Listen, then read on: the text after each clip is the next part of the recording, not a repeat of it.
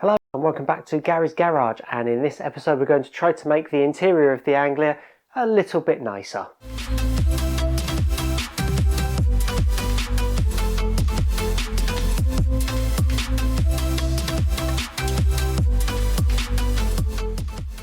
So the test drive that we did last time was pretty good, albeit it was quite noisy because there is basically no interior in the car other than the two seats. So this week I want to rectify that, so I'll pull the seats out and then I'm going to put down some old carpet underlay from the house and some old carpet, and that should hopefully get the car a little bit quieter on the inside. It's not going to be brilliant, but short term it's going to be better than nothing, because long term I want to fully strip the car down and it's going to need repainting at some point. There's still a couple of bits of rust like on the bottoms of the doors that need doing, so I'm not going too overboard at the moment. It's still in its shakedown phase, but it just could do with being a little bit better on the inside and a little bit quieter. So let's get straight into it, whip these seats out and start laying down the underlay and the carpet.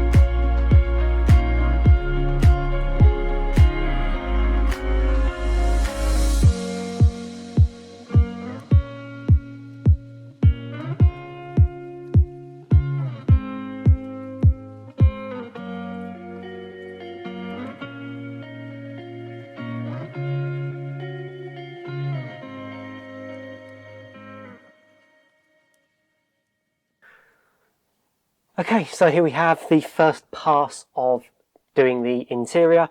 This is some reasonably thick-ish underlay, quite dense stuff, so I'm hoping that with it stuck to the floor it should reduce some of the noise.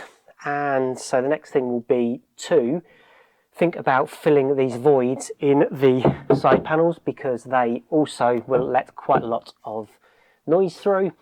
And I've got some leftover slightly softer underlay which I had in under here before, so I think what I'll do is stuff that up in the voids, try to fill those voids as much as possible, stick the side panels back on, then I can put the rear seat in, and then we can worry about carpet.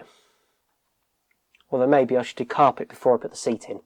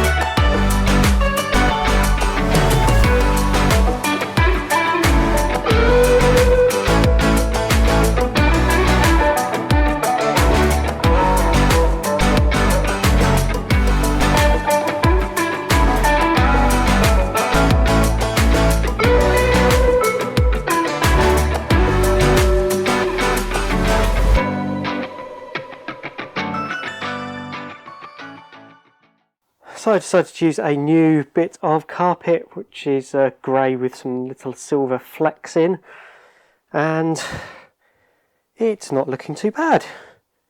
I've done a bit of sewing on the edges and the corners to try to make it sit a little bit nicer.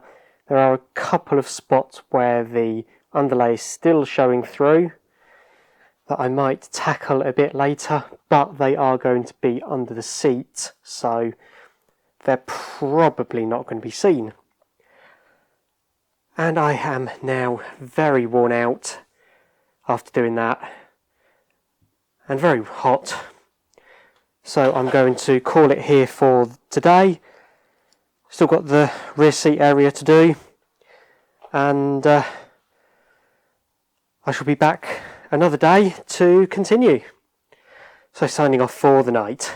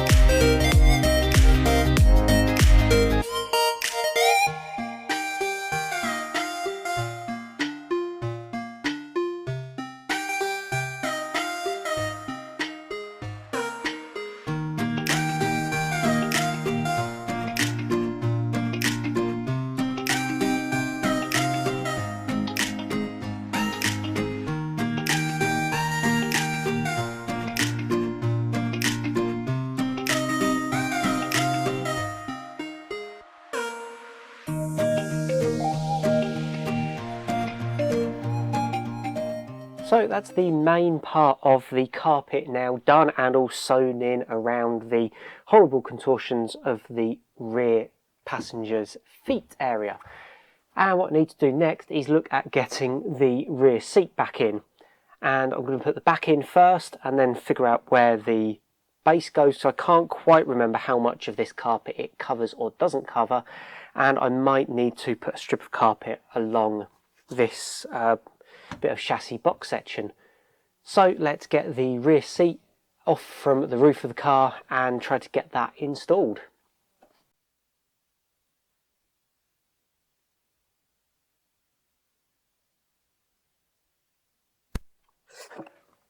So the side panels need to go in first, so let's get that sorted before I put the seat back in.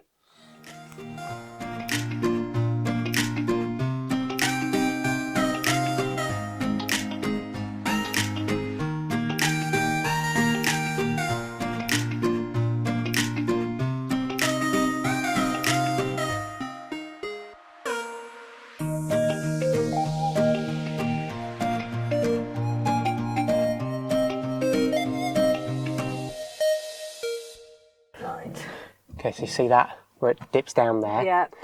Top of this needs to be basically In that. in that. It does go, trust me.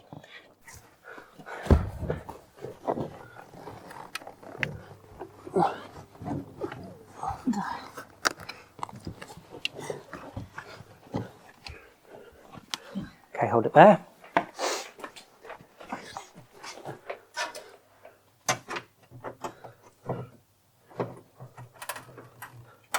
Okay, I'm just in the hole at the top. Okay, that one's good. Hold it there.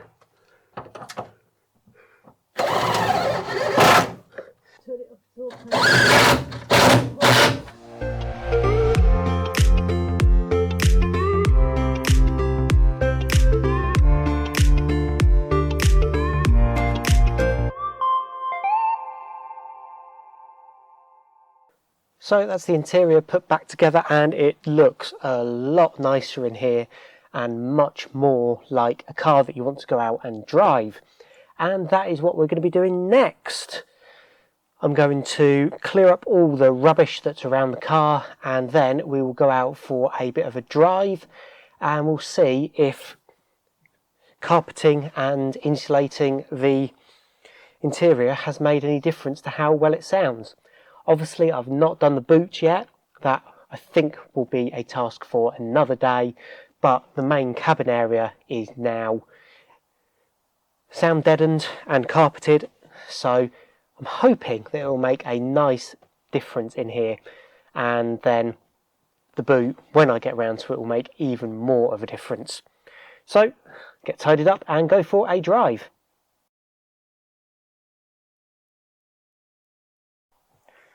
So I was just about getting ready to go out for a drive, just made another tweak to the O2 controller adapter that I've been making, found a couple of small coding bugs that I fixed, and was just testing that out and getting the car up to temperature before going out, and I noticed a little bit of smoke coming from the passenger side exhaust. And giving it a bit more of a rev, there was more smoke coming out of the exhaust. And so I've switched off and popped the bonnet, and let me show you what I've just found. So I've moved the blanket off the turbo, and down there is the bottom of the turbo, ow that's hot, and there's a silver gasket there, and there is oil on it. And that oil has also been dripping down and onto the coolant pipe. Yay!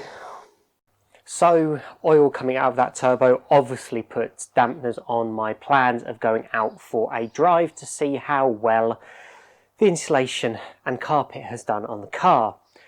So those of you who enjoy when things go wrong in this video, I hope this hasn't disappointed you.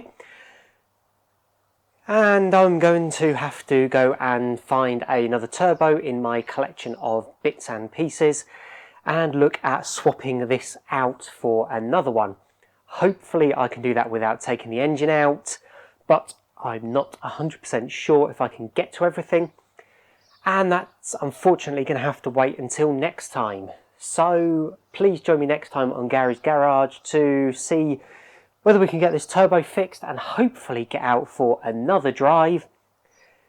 And if you have liked what I'm doing, please don't forget to hit that like and subscribe button down below. And if you really love what I'm doing and want to help me out, it would be really appreciated if you could join me on Patreon. All the details you will need are down in the description. So that's me for this week, and I will see you next time on Garry's Garage. Bye!